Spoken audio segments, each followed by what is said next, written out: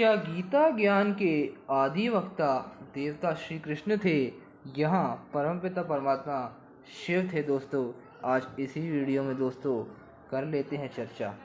दोस्तों अगर हम बात करेंगे कि ये जो हमने जो दोस्तों गीता का ज्ञान के बारे में दोस्तों पिछले वीडियो में भी बात करी थी, तो इसके लिए हमने दोस्तों आपको बताया था कि ये जो गीता का ज्ञान था दोस्तों, ये आदि सनातन देवी देवता धर्म का जो है शास्त्र है।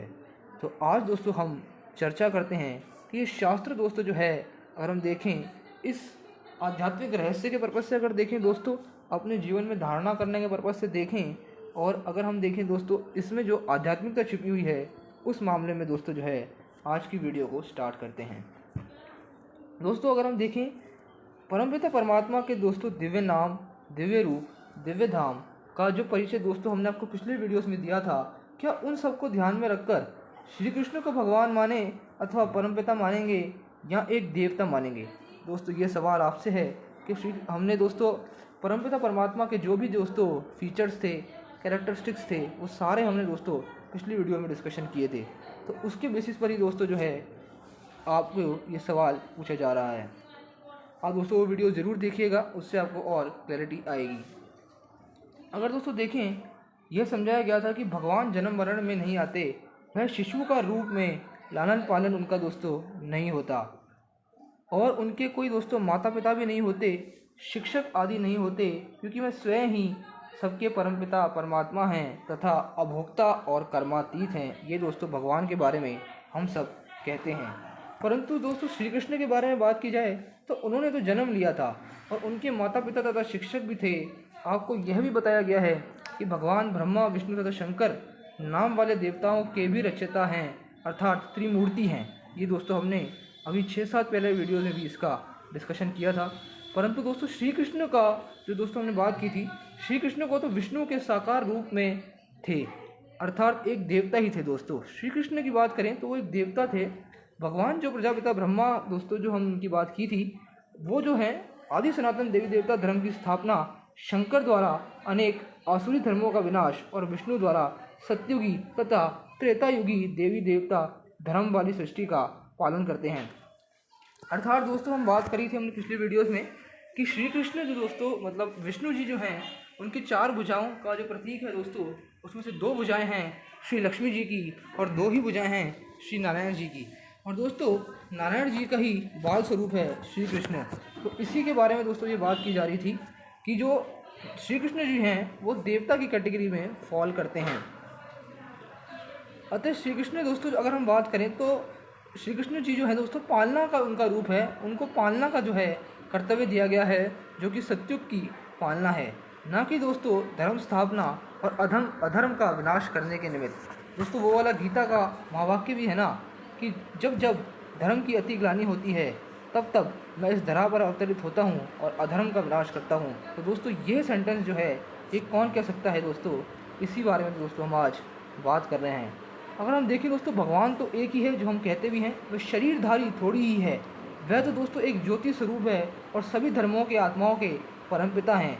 तो दोस्तों तब क्या अगर हम देखें तो तब क्या श्री कृष्ण दोस्तों सभी आत्माओं के परमपिता कहा जा सकता है? अगर हम देखिए अपने आपसे सवाल पूछें, क्या उनको कहा जा सकता है दोस्तों ऐसा? क्या भगवान को कोई स्त्री, लौकिक बच्चे आदि होते हैं दोस्तों? भगवान को तो दोस्तों अभोक्ता कहा जाता है। लेकिन श्री कृष्ण के साथ दोस्तों दिखाया था कि उनकी तो 16,108 रानियाँ थी दोस्तों। अगर हम देखें भगवान को अभोक्ता भी दोस्तों कहा जाता है। वह तो राज्य भाग्य अथवा सुख संपत्ति के दाता हैं। तब क्या श्री कृष्ण के अभोक्ता मानेंगे? दोस्तों भगवान को अभोक्ता कहा, लेकिन श्री कृष्ण तो दोस्तों जो सत्युग के प्रिंस है, फर्स्ट प्रिंस है, और उन्होंने तो दोस्तों सारी सुख संपदा भोगी। तो लेकिन दोस्तों इसीलिए ये बात की जा रही है कि भगवान को अभोक्ता कहा जाता है, लेकिन अगर भगवान श्री कृष्ण है तो दोस्तों अभोक्ता कैसे हो सकते हैं? उन्होंने तो सत्युग में दोस्तों सारी सुख संपदाएं भोगी थी। भगवान तो कहते हैं दोस्तों मैं सृष्टि का बीज रूप हूँ। तो क्या मनुष्य सृष्टि का बीज रूप श्री कृष्ण को माने या प्रजापिता ब्रह्मा के तन में अवतरित हुए ज्योतिर्बिंदु परमात्मा शिव को? और दोस्तों भगवान ने ही तो कहा है कि मैं अजन्मा हूँ, परंतु मेरा जन्म दिव्य है और मेरे कर्तव्य भी दिव्य हैं।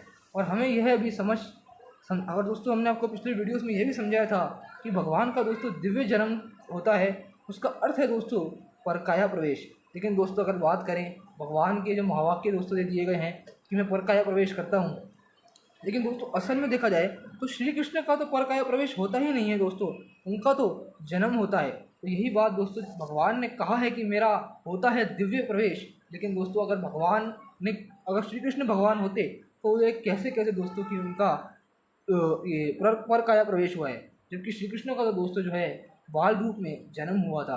तो ये सेंटेंस दोस्तों सिद्ध करते हैं कि ये सेंटेंस कहे गए हैं परमपिता परमात्मा शिव के द्वारा, और इसीलिए दोस्तों जो है आज की वीडियो हमने बनाई है। इन सब बातों को दोस्तों ध्यान में रखेंगे तो श्री कृष्ण को देवता मानेंगे और भगवान को ही दोस्तों जो हैं गीता ज्ञान का दाता और भगवान को ही एक शिव मानेंगे, और दोस्तों श्री कृष्ण को। इसके बारे में दोस्तों आप भी और चर्चा कीजिएगा। अगर आपको दोस्तों इसके बारे में डिटेल में जानना है तो आप ब्रह्मा कुमारी राजयोग मेडिटेशन एक बार अवश्य सीखें। ऑनलाइन ऑफलाइन दोनों अवेलेबल है। ऑनलाइन दोस्तों जो है आप यूट्यूब पर ब्रह्मा कुमारी राजयोग मेडिटेशन कोर्स के नाम से सर्च करके दोस्तों जो है इसका प्लेलिस्ट देख सकते हैं। दोस्तों आपको ध्यान में रखना है कि आपको सीक्वेंशियल मैनर में देखना है, रैंडमली आप कोई भी वीडियोस ना देखें, उससे आपको मिसकन्फ्यूजन होगा और आपके दोस्तों कंसेप्ट जो है ढंग से क्लियर नहीं हो पाएंगे। और अगर दोस्तों आपको ऑफलाइन सीखना है तो नज़दीकी ब्रह्मा कुमारी राजयोग मेडिटेशन सेंटर में जाके भी दोस्तों आप इसे ज़रूर सीख सकते हैं। और दोस्तों ये निःशुल्क है, फ्री ऑफ कॉस्ट है। आप गूगल मैप्स पर सर्च कर सकते हैं और वहाँ पर जाके दोस्तों सीख सकते हैं। अगली वीडियोस में आपसे दोस्तों जल्द मिलेंगे, तब तक के लिए ओम शांति।